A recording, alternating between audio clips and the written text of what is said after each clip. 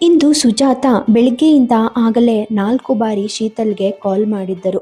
ಅವರಿಗೆ ಅವಳ ಕಡೆಯಿಂದ ಉತ್ತರವೊಂದು ಬೇಕಾಗಿತ್ತು. ಅದೇ, ಅವಳು ಯಾವಾಗ ಮದುವೆಯಾಗುತ್ತಾಳೆ ಎಂದು. ಮದುವೆ ಎನ್ನುವುದು ಎಲ್ಲರ ಜೀವನದ ಒಂದು ಸತ್ಯ ಸಂಗತಿ. ಅದು ಅವಳಿಗೂ ಕೂಡ ಅನಿವಾರ್ಯವಾಗಿತ್ತು. ಆದರೆ ಆ ಸತ್ಯವನ್ನು ತನ್ನ ಜೀವನದಲ್ಲಿ ತಂದುಕೊಳ್ಳಲು ಅವಳಿಗೆ ಇನ್ನೂ ಸ್ವಲ್ಪ ಸಮಯದ ಅಗತ್ಯವಿತ್ತು. ಹಾಗಂತ ಅವಳು ಯಾರಿಗಾಗಿಯೋ ಕಾಯ್ತಿದ್ದಾಳೆ ಅಂತ ಅಲ್ಲ. ಅಶ್ವಿನ್ ಅವಳನ್ನು ಬೀದಿಯಲ್ಲಿ ನಿಲ್ಲಿಸಿ ಹೋದಾಗಲಿಂದ ಅವಳು ಯಾರಿಂದಲೋ ಏನನ್ನೂ ನಿರೀಕ್ಷಿಸುತ್ತಿರಲಿಲ್ಲ. ಆದರೆ ಅವಳ ಮನಸ್ಸಿನಲ್ಲಿ ಎಲ್ಲೋ ಒಂದು ಆಲೋಚನೆ ಇತ್ತು. ಅವಳು ಯಾರನ್ನಾದ್ರೂ ಮದುವೆಯಾದರೆ ಪ್ರತಿಯಾಗಿ ಆತ ಅವಳಿಂದ ಏನಾದರೂ ಬಯಸ್ತಾನೆ ಅನ್ನೋದು. ಅವಳಿಗೆ ಇಷ್ಟ ಇರಲಿಲ್ಲ ಅವಳ ಚಿಕ್ಕಮ್ಮನಿಗೆ ನೋವು ಕೊಡೋದು. ಆದರೆ ಇವಳದೇ ಮದುವೆಯ ಯೋಚನೆಯನ್ನ ತಲೆಯಲ್ಲಿ ತುಂಬಿಕೊಂಡಿದ್ದ ಅವರು ಇವಳನ್ನ ಪೀಡಿಸೋ ಜೊತೆಗೆ ತಮ್ಮ ನೆಮ್ಮದಿಯನ್ನು ಸಹ ಹಾಳು ಮಾಡ್ಕೊಳ್ತಾ ಇದ್ರು. ಶೀತಲ್ ತುಂಬಾ ಪ್ರಯತ್ನಿಸಿ ಕೊನೆಗೆ ಕೈ ಚೆಲ್ಲಿ ಸುಮ್ಮನಾಗಿ ಬಿಟ್ಟಿದ್ದಳು. ಶೀತಲ್ ಹೊರಗೆ ಗಟ್ಟಿಯಾಗಿ ತೋರಿದರೂ ಅವಳ ಮನ ಇನ್ನೂ ಅಶ್ವಿನ್ ಮಾಡಿದ ಗಾಯದಿಂದ ವಾಸಿಯಾಗಿರಲಿಲ್ಲ. ಅವಳು ಪ್ರತಿ ರಾತ್ರಿ ಒಬ್ಬಂಟಿಯಾಗಿ ಕುಳಿತು ಅಳುತ್ತಿದ್ದಳು. ಆ ಸಮಯದಲ್ಲಿ ಅವಳನ್ನು ಸಮಾಧಾನ ಪಡಿಸುವವರು ಯಾರೂ ಇರಲಿಲ್ಲ. ಅವಳಿಗೆ ಅಂತ ಅಗತ್ಯವೂ ಬೇಕಿರಲಿಲ್ಲ. ಕೆಲವೊಮ್ಮೆ ಚಿಕ್ಕಮ್ಮನನ್ನು ಕರೆಸ್ಕೊಂಡು ಬಿಡ್ಲಾ ಅಂತ ಅನ್ನಿಸ್ತಾ ಇತ್ತು. ಹಗಲು ಹೇಗೋ ಕಳೆದೋದ್ರೂ ರಾತ್ರಿಗಳು ಅವಳ ಪಾಲಿಗೆ ಭಯಾನಕವೇ. ಬೆಂಬಿಡದೆ ಕಾಡುವ ನೆನಪುಗಳು ರಾತ್ರಿಗಾಗಿಯೇ ಕಾದು ಕುಳಿತಂತೆ ಅವಳನ್ನು ಆವರಿಸ್ಕೊಂಡು ಬಿಡ್ತಾ ಇದ್ವು. ಕೆಲವೊಮ್ಮೆ ಅವಳಿಗೆ ಅಶ್ವಿನ್ ನೆನಪು ತುಂಬಾನೇ ಕಾಡಲು ಶುರುವಾಗ್ತಾ ಇತ್ತು. ಅವನನ್ನು ತನ್ನೆದೆಯಲ್ಲಿ ಬಚ್ಚಿಟ್ಕೊಂಡು ಯಾರಿಗೂ ಕಾಣದಂತೆ ಜೋಪಾನ ಮಾಡ್ಕೊಂಡು ಬಿಡಬೇಕು ಅಂತ ಅನಿಸಿದ್ದುಂಟು. ಆ ಸಮಯ ಅವಳ ಜೀವನದಲ್ಲಿ ಮರೆದೇ ಹಾಗೆ ಅಚ್ಚುಳಿದು ಹೋಗಿತ್ತು. ಅದ್ಯಾವುದು ಗೊತ್ತಾ? ಅದೇ, ವಾಟರ್ ವಿಲ್ಲದಲ್ಲಿ ಅವನು ಅವಳನ್ನು ಅಪ್ಕೊಂಡು ಇಡೀ ಜಗವನ್ನೇ ಮರೆಸಿದ್ದ. ಅವಳಿಗೇನಾದರೂ ಅಂದೇ ಈ ರೀತಿಯ ಮುನ್ಸೂಚನೆಗಳು ಸಿಕ್ಕ ಹೋಗಿದ್ದಿದ್ರೆ ಬಹುಶಃ ಅವಳು ಅವನೊಟ್ಟಿಗೆ ಅಲ್ಲೇ ಉಳಿದು ಬಿಡ್ತಿದ್ಲೇನೋ ಎಂದು ದಡಕ್ಕೆ ಬಾರದಂತೆ. ಯಾರೊಬ್ಬರ ನೆನಪುಗಳಿಂದ ಹೊರಬರಲು 3 ವರ್ಷಗಳು ತುಂಬಾನೇ ಬಹಳವೇ. ಆದರೆ ನಾವು ಪ್ರತಿದಿನ ಅವರೊಂದಿಗೆ ಮತ್ತು ಅವರಿಗೆ ಸಂಬಂಧಿಸಿದ ನೆನಪುಗಳೊಂದಿಗೆ ಕುಳಿತಿದ್ದರೆ ಹೇಗೆ ತಾನೇ ಹೊರಗೆ ಬರೋಕ್ಕೆ ಸಾಧ್ಯ? ಶೀತಲ್ ಕೂಡ ಹಾಗೆಯೇ ಆಗಿದ್ದಳು. ಅವನನ್ನು ಎಷ್ಟೇ ಮರೆಯಲು ಪ್ರಯತ್ನಿಸಿದರೂ ಅವಳಿಂದ ಸಾಧ್ಯವಾಗಿರಲಿಲ್ಲ.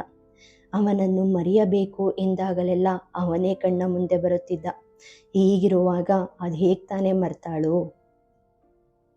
ಹೀಗೆ ಡೈರಿ ಮುಂದೆ ಕುಳಿತವಳು ತನಗೇ ತಾನೇ ಒಂದು ಚಾಲೆಂಜ್ ಆಗಿಕೊಂಡು ಏನನ್ನೋ ಬರೆಯಲು ಅಣಿಯಾದಳು.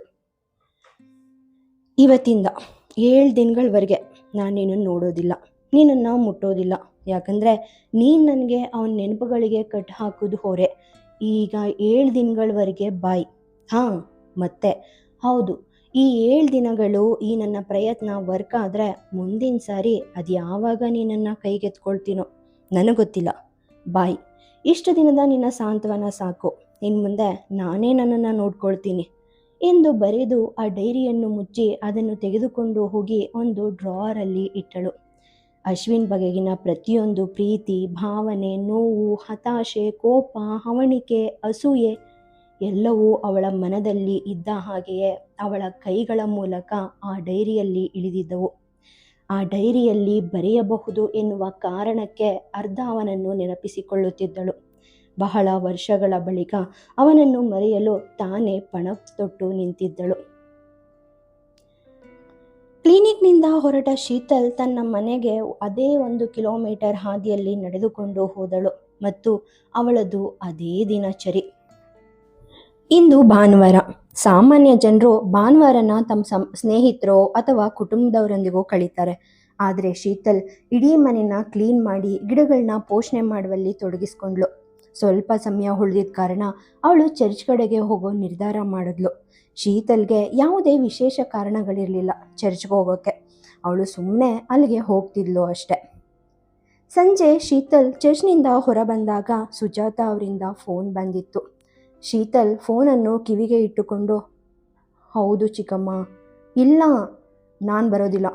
ಇಲ್ಲ ಚಿಕ್ಕಮ್ಮ, ಜಸ್ಟ್ 2 ಡೇಸ್ ಅಷ್ಟೇ. ಹಾಂ ಹೌದು. ಹಾಂ, ವಿಶ್ವಾಸ ಹೋಗ್ತಿದ್ದಾನೆ. ಇಲ್ಲ. ಹಾಂ ಸರಿ ನಾನು ನೋಡ್ತೀನಿ. ಹೀಗೆ ಹೇಳುತ್ತಾ ಶೀತಲ್ ಕಾಲ್ ಕಟ್ ಮಾಡಿದಳು. ಅದು ಅಕ್ಟೋಬರ್ ತಿಂಗಳು. ಹತ್ತಿರದಲ್ಲೇ ದೀಪಾವಳಿ ಬರುತ್ತಿತ್ತು. ಸುಜಾತ, ಶೀತಲ್ ತಮ್ಮೊಟ್ಟಿಗೆ ದೀಪಾವಳಿ ಆಚರಿಸಬೇಕೆಂದು ಬಯಸುತ್ತಿದ್ದರು.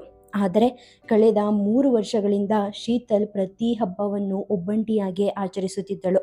ಅವಳು ಒಬ್ಬಂಟಿಯಾಗಿ ಇರೋದಕ್ಕೆ ಒಪ್ಕೊಂಡಿರಲಿಲ್ಲ ಹಾಗೂ ಹುಗ್ಗಿಕೊಂಡಿರಲಿಲ್ಲ.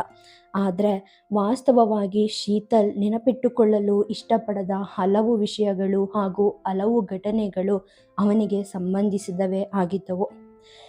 ಶೀತಲ್ ಆಟೋ ರಿಕ್ಷಾ ಏರಿದವಳೆ ಮನೆಯ ಕಡೆಗೆ ಹೊರಟಿದ್ದಳು.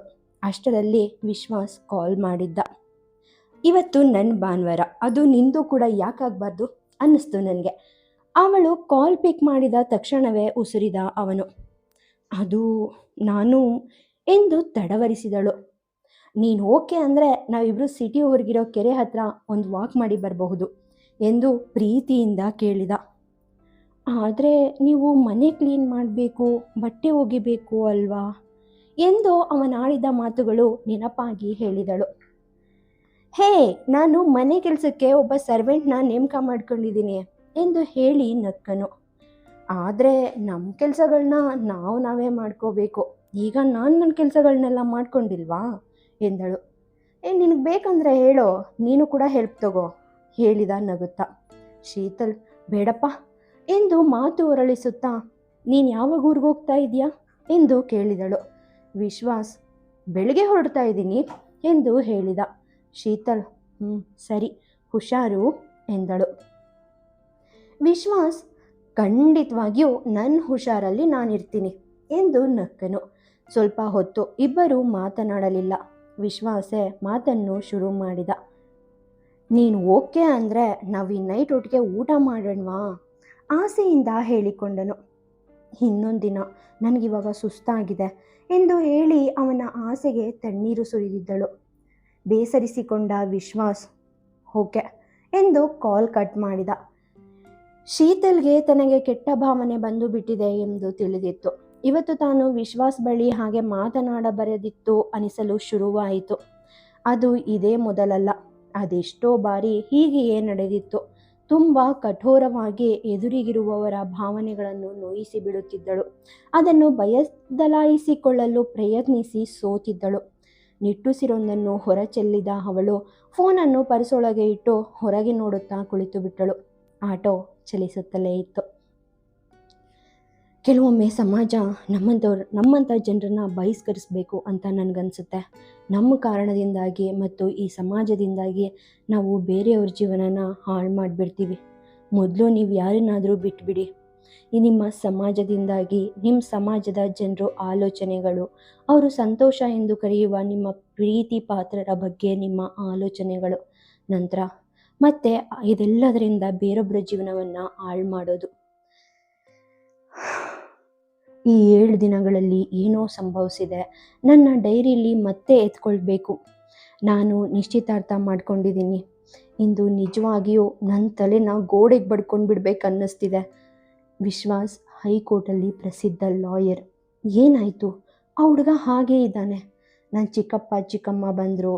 ಅವರು ಅವನ ಬಗ್ಗೆ ನನ್ನ ಬಳಿ ಹೇಳಿದ್ರು. ಅದಾದ ನಂತರ ನಾನು ಅವನನ್ನು ಭೇಟಿಯಾಗೋಕೆ ಹೋದೆ. ಅದು ಒಂದು ದೊಡ್ಡ ಹೋಟೆಲ್ಗೆ. ಅದೆಲ್ಲ ಅಗತ್ಯ ಆಯಿತಾ? ಆರಾಮಾಗಿ ಮನೆ ಕರ್ಸ್ಕೊಂಡು ಮಾತಾಡ್ಬೋದಿತ್ತು. ಆದರೆ ಚಿಕ್ಕಮ್ಮ ಅಣಿ ಮಾಡಿದ ಮೀಟಿಂಗ್ ಅದು. ಅವರೇ ಒತ್ತಾಯಿಸಿ ಕಳಿಸಿದ್ರಲ್ವಾ ಅವತ್ತು. ವಿಶ್ವಾಸ್ ಎನ್ನೋದು ಅವನ ಹೆಸರು. ಆದರೆ ನನ್ನ ಮನದಲ್ಲಿ ಹಚ್ಚಾಗಿ ಹೋದ ಆ ಒಂದು ಹೆಸರಿಗೆ ಹೋಲಿಸಿದ್ರೆ ಜಗತ್ತಿನ ಪ್ರತಿಯೊಂದು ಹೆಸರು ಮಸ್ಕಾಗೆ ಕಾಣುತ್ತೆ ನನಗೆ. ನಾನು ವಿಶ್ವಾಸ್ನ ಭೇಟಿಯಾದೆ. ಅವನು ನಿಜವಾಗಿಯೂ ತುಂಬ ಒಳ್ಳೆಯ ವ್ಯಕ್ತಿ. ಅವನ ಆ ಒಳ್ಳೆತನವೇ ಅವನಿಗೆ ತನ್ನ ಬಗ್ಗೆ ಎಲ್ಲ ಹೇಳ್ಕೊಳ್ಳೋಕ್ಕೆ ಪ್ರೇರೇಪಣೆ ಕೊಡ್ತು. ಅಂದಾಗೆ ನಮ್ಮ ಚಿಕ್ಕಪ್ಪ ಏನು ಹೇಳಿದ್ರು? ಏನೋ ಉಳಿದಿಲ್ಲದಿರುವಲ್ಲಿ ಅದನ್ನು ಎಲ್ಲೆಡೆ ಯಾಕೆ ಉಲ್ಲೇಖಿಸಬೇಕು ಅಂತ. ಅವರಿಗೇನು ಗೊತ್ತು ನನ್ನ ಮನಸ್ಸಿನ ನೋವು.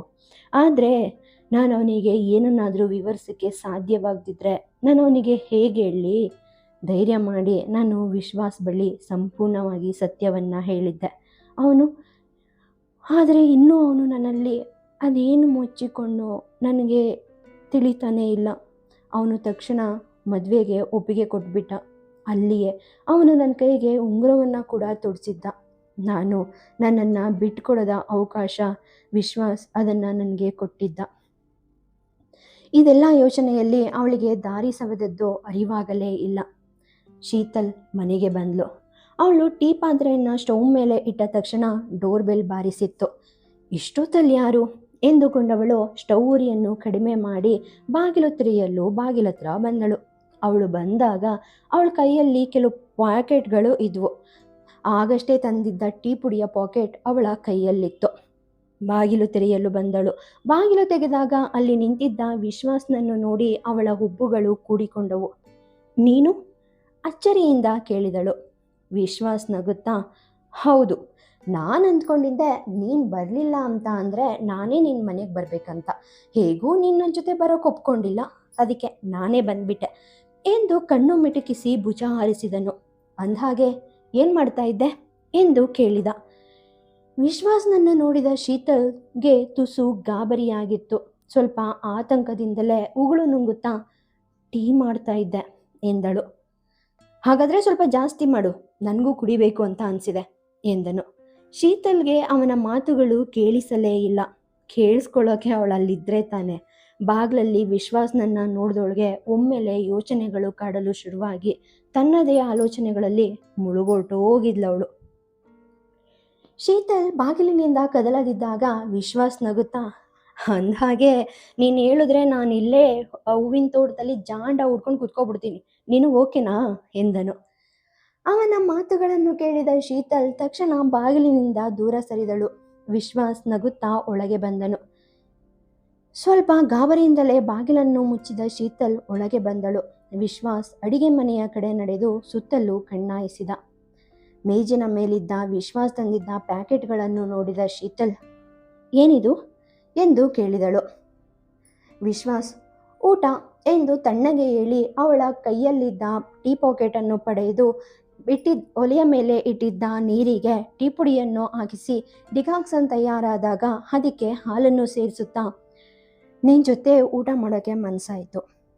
ನಾನಿನ್ನೂ ನಿನ್ನ ಮದುವೆ ಆಗಿಲ್ಲ ಅಲ್ವಾ, ಹಾಗಿರುವಾಗ ನನಗೆ ಅಡುಗೆ ಮಾಡಿ ಹಾಕು ಅಂತ ನಾನು ಯಾಕೆ ನಿನಗೆ ತೊಂದರೆ ಕೊಡಬೇಕು, ಅದಕ್ಕೆ ಹೋಟೆಲಲ್ಲಿ ಕಟ್ಟಿಸ್ಕೊಂಡು ಬಂದುಬಿಟ್ಟೆ ಎಂದನು ಟೀಯನ್ನೇ ನೋಡುತ್ತಾ. ಶೀತಲ್ ಅಲ್ಲೇ ನಿಂತಿರುವುದನ್ನು ನೋಡಿ, ಯಾಕಲ್ಲೇ ನಿಂತೆ, ನಾನಿರೋ ಹತ್ರ ಬರೋದಕ್ಕೂ ಭಯನಾ ನಿನಗೆ ಎಂದು ಛೇಡಿಸಿದನು. ಅವನನ್ನು ಒಮ್ಮೆ ನೋಡಿದವಳು ಆ ಪ್ಯಾಕೆಟ್ಗಳನ್ನೆಲ್ಲ ಎತ್ತಿಕೊಂಡು ಅಡಿಗೆ ಮನೆಗೆ ಬಂದಳು. ವಿಶ್ವಾಸ್ ಟೀಗೆ ಶುಂಠಿಯನ್ನು ಜಜ್ಜಿ ಸೇರಿಸುತ್ತಾ, ನಿನಗೇನಿಷ್ಟ ಅಂತ ನನಗೆ ಯಾವತ್ತೂ ನೀನು ಹೇಳೇ ಇಲ್ಲ, ಅದಕ್ಕೆ ನನಗಿಷ್ಟವಾದದ್ದನ್ನೇ ತಂದೆ, ಬಹುಶಃ ನಿನಗೂ ಇಷ್ಟ ಆಗಬಹುದು ಎಂದನು. ಶೀತಲ್ ಏನನ್ನೂ ಪ್ರತಿಕ್ರಿಯಿಸಲಿಲ್ಲ. ಅವಳು ಸ್ವಲ್ಪ ದೂರವೇ ನಿಂತಿದ್ದಳು. ಅಲ್ಲೇ ನಿಂತು ವಿಶ್ವಾಸ್ನನ್ನೇ ತದೇಕಳಾಗಿ ನೋಡುತ್ತಿದ್ದಳು. ವಿಶ್ವಾಸ್ ಅವಳು ಮದುವೆಯಾಗಬೇಕಿದ್ದ ಹುಡುಗ. ಶೀತಲ್ ಒಪ್ಪಿಗೆ ಕೊಟ್ಟು ಬಿಟ್ಟರೆ ಅವನು ಶೀಘ್ರದಲ್ಲೇ ಅವಳ ಗಂಡನಾಗುತ್ತಿದ್ದ. ಆದರೆ ಶೀತಲ್ ಇನ್ನೂ ಕೂಡ ಅವನನ್ನು ನೋಡಿ ಹೆದರುತ್ತಾಳೆ. ಅವನು ಮುಂದೆ ಬಂದಾಗ, ಅವನ ಹತ್ತಿರ ನಿಂತಾಗ ಅವಳಿಗೆ ಅರಿವಿಲ್ಲದೆ ಅವಳ ಮೈ ನಡುಗಲು ಶುರುವಾಗುತ್ತದೆ. ಈ ವಿಷಯ ವಿಶ್ವಾಸ್ಗೆ ಗೊತ್ತಿಲ್ಲ ಎನ್ನುವುದು ಅವಳ ಎಣಿಕೆ. ಆದರೆ ಅವನು ವಕೀಲ, ಇಷ್ಟು ಸಣ್ಣ ಸೂಕ್ಷ್ಮ ಅವನಿಗೆ ತಿಳಿಯದೇ ಇರುತ್ತದೆಯೇ? 2 ಕಪ್ಗಳಿಗೆ ಟೀ ಸುರಿದ ನಂತರ ವಿಶ್ವಾಸ್, ಎಲ್ಲಿ ಕುಳಿತುಕೊಳ್ಳೋಣ, ನನಗಂತೂ ನೀನು ಹೂವಿನ ತೋಟ ತುಂಬ ಇಷ್ಟ ಎಂದ. ನಾವು ಟೆರೆಸ್ಗೆ ಹೋಗೋಣ ತಕ್ಷಣ ಹೇಳಿದಳು. ವಿಶ್ವಾಸ್ ಕೈಯಲ್ಲಿ ಕಪ್ ಹಿಡಿದು ನಗುತ್ತಾ ಶೀತಲ್ಗೆ ಮುಂದೆ ಹೋಗುವಂತೆ ಸೂಚಿಸಿದ. ಹೂವಿನ ತೋಟ ಅವಳ ಫೇವರೇಟ್ ಸ್ಪಾಟ್. ಅವಳಲ್ಲದೆ ಅಲ್ಲಿಗೆ ಯಾರಿಗೂ ಪ್ರವೇಶವಿಲ್ಲ. ಅದು ತಾನು ಮದುವೆಯಾಗಲಿದ್ದ ವಿಶ್ವಾಸ್ಗೂ ಕೂಡ. ಅದು ಅವನಿಗೆ ತಿಳಿದ ವಿಷಯವೇ. ಶೀತಲ್ ಮುಂದೆ ಸಾಗಿ ಮೆಟ್ಟಿಲುಗಳನ್ನು ಹತ್ತಿ ಹತ್ತಿರದ ಸಣ್ಣ ಗೋಡೆಯ ಮೇಲೆ ಕುಳಿತಳು. ಶೀತಲಾಳ ಆತಂಕವನ್ನು ಗಮನಿಸಿದ್ದವನು ಅವಳನ್ನು ರಿಲ್ಯಾಕ್ಸ್ ಆಗಿ ಇಡುವ ಸಲುವಾಗಿಯೇ ಹೂದೋಟವನ್ನು ಆಯ್ದುಕೊಂಡಿದ್ದನು. ಆದರೆ ಶೀತಲ್ ಟೆರೆಸನ್ನು ಸೂಚಿಸಿದ್ದಳು. ವಿಶ್ವಾಸ್ ಯಾವಾಗಲೂ ಶೀತಲಾಳನ್ನು ಶಾಂತವಾಗಿ ಇರಿಸಲು ತನ್ನ ಕೈಲಾದಷ್ಟು ಪ್ರಯತ್ನಿಸುತ್ತಲೇ ಇದ್ದ. ಆದರೆ ಇತ್ತೀಚಿನ ದಿನಗಳಲ್ಲಿ ಅವನೇ ತಾಳ್ಮೆ ಕಳೆದುಕೊಳ್ಳುವಂತೆ ವರ್ತಿಸುತ್ತಿದ್ದಳು ಶೀತಲ್. ಇದರಿಂದಾಗಿ ಇಂದು ಮೊದಲ ಬಾರಿಗೆ ಸುಜಾತ ಅವರ ಜೊತೆ ಮಾತನಾಡದೆ ಅನಿಲ್ ಅವರ ಬಳಿ ಮಾತನಾಡಿ ನಂತರ ಶೀತಲ್ ಮನೆಗೆ ಬಂದಿದ್ದನವನು. ಸುತ್ತಲೂ ಒಮ್ಮೆ ನೋಡಿದ ವಿಶ್ವಾಸ್ ಕಪ್ಪನ್ನು ಎತ್ತಿ ತನ್ನ ತುಟಿಗಳ ಬಳಿ ಕೊಂಡೊಯ್ದನು. ಶೀತಲ್ ಕೂಡ ಕಪ್ಪೆತ್ತಿಕೊಂಡು ಕುಡಿಯಲು ಪ್ರಾರಂಭಿಸಿದಳು. ವಿಶ್ವಾಸ್, ಟೀ ಹೇಗಿದೆ? ಅವಳನ್ನೇ ನೋಡುತ್ತಾ ಕೇಳಿದ. ಬಿಸಿ ಇದ್ದ ಟೀಯನ್ನು ಓದುತ್ತಾ, ತುಂಬ ಚೆನ್ನಾಗಿದೆ ಎಂದಳು. ಶೀತಲಾಳ ಗಮನ ಕಪ್ ಮೇಲೆ ಇತ್ತು. ಅವಳು ಹಾಗೆ ಊದುವುದನ್ನು ನೋಡಿ ವಿಶ್ವಾಸ್ ಮುಖದಲ್ಲಿ ನಗು ಅರಳಿತು. ಕಟ್ಟಿದ ಕೆನೆ ಅವಳಿಗೆ ಟೀಯನ್ನು ಆಸ್ವಾದಿಸಲು ವಿಘ್ನವಾಗಿತ್ತು. ನೀನು ಊರಿಗೆ ಹೋಗ್ತಾ ಇಲ್ವಾ? ವಿಶ್ವಾಸ್ ಅವಳನ್ನೇ ನೋಡುತ್ತಾ ಕೇಳಿದ. ಶೀತಲ್ ಇಲ್ಲ ಎಂದಳು ಟೀ ಹೀರುತ್ತಾ. ನಾನೇನಾದರೂ ವೇಟ್ ಮಾಡಬೇಕಾ? ನೀನು ಬರ್ತೀನಂತ ಅಂದರೆ ನಾನು ಕೂಡ ನಿನಗೋಸ್ಕರ ವೇಟ್ ಮಾಡ್ತೀನಿ ಎಂದನು ವಿಶ್ವಾಸ್. ಶೀತಲ್ ತಕ್ಷಣ ಬೇಡ ಎಂದು ಬಿಟ್ಟಳು. ವಿಶ್ವಾಸ್ ಮತ್ತೆ ನಗುತ್ತಾ ಮುಂದೆ ನೋಡಲು ಶುರು ಮಾಡಿದ. ಶೀತಲ್ ಮತ್ತು ವಿಶ್ವಾಸ್ ಒಟ್ಟಿಗೆ ಇದ್ದಾಗಲೆಲ್ಲ ವಿಶ್ವಾಸೇ ಯಾವಾಗಲೂ ಮಾತನ್ನು ಶುರು ಮಾಡುತ್ತಿದ್ದನು. ಶೀತಲ್ ಅವನು ಹೇಳಿದ ಎಲ್ಲದಕ್ಕೂ ಉತ್ತರಿಸುತ್ತಿದ್ದಳಷ್ಟೆ. ಟೀ ಮುಗಿಸಿ ಸ್ವಲ್ಪ ಹೊತ್ತು ಕುಳಿತಿದ್ದವರು ಮರಳಿ ಕೆಳಗೆ ಇಳಿದು ಬಂದರು. ವಿಶ್ವಾಸ್ ಬಂದವನೇ ಸೋಫಾ ಮೇಲೆ ಮೈ ಚೆಲ್ಲಿ ಕುಳಿತನು. ಶೀತಲ್ ಇನ್ನೊಂದು ಬದಿಯಲ್ಲಿ ಅವನಿಂದ ಸ್ವಲ್ಪ ದೂರ ಕುಳಿತಳು. ವಿಶ್ವಾಸ್ ಟಿವಿಯನ್ನು ಆನ್ ಮಾಡಿದ. ಒಂದು ಒಳ್ಳೆಯ ರೊಮ್ಯಾಂಟಿಕ್ ಸಾಂಗ್ ಪ್ಲೇ ಆಗುತ್ತಿತ್ತು. ಅದನ್ನು ನೋಡಿದ ಶೀತಲ್ ಇದ್ದಕ್ಕಿದ್ದಂತೆ ಎದ್ದು ನಿಂತು, ನಾನು ಊಟ ಬಿಸಿ ಮಾಡ್ತೀನಿ, ಬಹುಶಃ ಅದು ತಣ್ಣಗಾಗಿರಬಹುದು ಎಂದು ತಡವರಿಸುತ್ತಾ ಹೇಳಿದಳು. ಶೀತಲ್ ಅಲ್ಲಿಂದ ಓಡಿ ಹೋಗಲು ಯತ್ನಿಸುತ್ತಿದ್ದಾಳೆ ಎನ್ನುವುದು ವಿಶ್ವಾಸ್ಗೆ ಅರಿವಾಯಿತು. ತುಟಿ ಕೊಂಕಿಸಿ ನಕ್ಕು, ಸರಿ ಹಾಗೆ ಮಾಡು ಎಂದು ಟಿವಿಯಲ್ಲೇ ನೋಟ ನೆಟ್ಟ. ಶೀತಲ್ ದೀರ್ಘವಾದ ಉಸಿರನ್ನು ಬಿಡುತ್ತಾ ಅಡುಗೆ ಮನೆಯಲ್ಲಿದ್ದ ಆ ಪ್ಯಾಕೆಟ್ಗಳನ್ನೆಲ್ಲ ತೆಗೆದು ಒಂದೊಂದೇ ಪಾತ್ರೆಗೆ ಸುರಿದುಕೊಂಡಳು. ವಿಶ್ವಾಸ್ ತನಗಿಷ್ಟವಾದ ಊಟ ಎಂದು ಹೇಳಿ ಅವಳಿಗೆ ಇಷ್ಟವಾದ ಸೌತ್ ಕರ್ನಾಟಕ ಮೀಲ್ಸ್ ತಂದಿದ್ದನು. ಅವಳಿಷ್ಟದ ಗುಲಾಬ್ ಜಾಮೂನ್ ಅವಳ ಕೆನ್ನೆಯಷ್ಟೇ ಸಾಫ್ಟ್ ಆಗಿ ಇತ್ತು. ಯಾಕೋ ಅವಳಿಗೆ ಅರಿವಿಲ್ಲದೆ ಅವಳ ಕೆನ್ನೆಗಳು ಒದ್ದೆಯಾದವು. ಸುಮಾರು ಅರ್ಧ ಗಂಟೆಯ ನಂತರ ಶೀತಲ್ ಅಡಿಗೆಯನ್ನೆಲ್ಲ ಬಿಸಿ ಮಾಡಿ ಮೇಜಿನ ಮೇಲೆ ಇಟ್ಟಳು. ವಿಶ್ವಾಸ್ ಕೂಡ ಅವಳ ಹತ್ತಿರ ಹೇಳಿಸಿಕೊಳ್ಳದೆ ಟೇಬಲ್ ಮುಂದೆ ಬಂದು ಕುಳಿತನು. ಟಿವಿಯಲ್ಲಿ ಅದ್ಯಾವುದೋ ಫಿಲಂ ಪ್ರಸಾರವಾಗುತ್ತಿತ್ತು. ವಿಶ್ವಾಸ್ ಮತ್ತೆ ಮಾತನ್ನು ಶುರು ಮಾಡಿದ್ದನು. ಅವನು ಮಾತನಾಡುತ್ತಲೇ ಇದ್ದನು. ಶೀತಲ್ ಚುಟುಕು ಉತ್ತರಗಳನ್ನು ನೀಡುತ್ತಿದ್ದಳು. ಶೀತಲ್ಗೆ ತಾನು ಇಲ್ಲಿಗೆ ಬಂದಿರುವುದು ಇಷ್ಟವಾಗಿಲ್ಲ ಎನ್ನುವುದು ಅವನಿಗೆ ಅದ್ಯಾವಾಗಲೋ ಅರ್ಥವಾಗಿ ಹೋಗಿತ್ತು. ಆದ್ದರಿಂದ ಅವನು ಸ್ವಲ್ಪ ಹೊತ್ತಿನ ನಂತರ ಸುಮ್ಮನಾಗಿ ಬಿಟ್ಟನು. ಅದನ್ನು ನೋಡಿದ ಶೀತಲ್ಗೆ ಅವನ ನಡೆ ವಿಚಿತ್ರವೆನಿಸಿತ್ತು. ಕಾಕತಾಳೀಯವೆಂದರೆ ವಿಶ್ವಾಸ್ಗೂ ಕೂಡ ಹಾಗೆಯೇ ಅನಿಸಿತ್ತು. ಊಟ ಮುಗಿದ ತಕ್ಷಣ ಶೀತಲ್ ಪಾತ್ರೆಗಳನ್ನು ಎತ್ತಿಕೊಂಡು ಹೋಗಿ ಅಡುಗೆ ಮನೆಯಲ್ಲಿ ಇಡುತ್ತಿದ್ದಳು. ಕೊನೆಯದಾಗಿ ಲೋಟಗಳನ್ನು ತೆಗೆದುಕೊಂಡು ಹೋಗಿ ಇಟ್ಟು ಅವಳು ಹಿಂತಿರುಗಿದಾಗ ಅಲ್ಲಿ ನಿಂತಿದ್ದ ವಿಶ್ವಾಸ್ನನ್ನು ನೋಡದೆ ಅವನಿಗೆ ಡಿಕ್ಕಿ ಹೊಡೆದಳು. ಆದರೆ ತಕ್ಷಣವೇ ತನ್ನ ಹೆಜ್ಜೆಗಳನ್ನು ಹಿಂದಕ್ಕೆ ಸರಿಸಿ ಸಾರಿ ಎಂದಳು ತಲೆಬಾಗಿಸಿ. ಸಾರಿ ಯಾಕೆ ಎಂದನು ವಿಶ್ವಾಸ್. ಶೀತಲ್ ತಕ್ಷಣ ವಿಶ್ವಾಸ್ ಕೈಯಲ್ಲಿದ್ದ ಪಾತ್ರೆಗಳನ್ನು ತೆಗೆದುಕೊಂಡು ಸಿಂಗಗೆ ಹಾಕುತ್ತಾ, ನೀನು ಕುಳಿತುಕೋ, ನಾನು ಇದನ್ನೆಲ್ಲ ಆಮೇಲೆ ಮಾಡ್ಕೊಳ್ತೀನಿ ಎಂದಳು. ಇದ್ದಕ್ಕಿದ್ದಂತೆ ವಿಶ್ವಾಸ್ ಅವಳ ಹತ್ತಿರ ಬರುತ್ತಿರುವಂತೆ ಅವಳಿಗೆ ಅನಿಸಿತ್ತು. ಶೀತಲ್ ಉಸಿರಾಟ ವೇಗ ಹೆಚ್ಚಾಯಿತು. ಅವಳ ಕೈಗಳು ನಡುಗಲು ಶುರುವಾದವು. ಮತ್ತೊಮ್ಮೆ ಶೀತಲ್ ತಕ್ಷಣ ಹಿಂದಕ್ಕೆ ತಿರುಗಿದಳು. ವಿಶ್ವಾಸ್ ತನ್ನ ಕೈಯಲ್ಲಿದ್ದ ಗಾಜಿನ ಲೋಟವನ್ನು ಅವಳಿಗೆ ಹಸ್ತಾಂತರಿಸಿದ. ಅವಳು ಅದನ್ನು ಪಡೆದುಕೊಳ್ಳುವಾಗ ನಡುಗುತ್ತಿದ್ದ ಅವಳ ಕೈಗಳು ಅಕಸ್ಮಾತಾಗಿ ಅವನ ಕೈಗೆ ತಾಗಿ ಮಿಂಚು ಸಂಚಾರವಾದಂತೆ ಅನಿಸಿತು ಅವಳಿಗೆ. ತಕ್ಷಣ ಅವಳ ಕೈಯಲ್ಲಿದ್ದ ಲೋಟ ನೆಲ ಸೇರಿತ್ತು.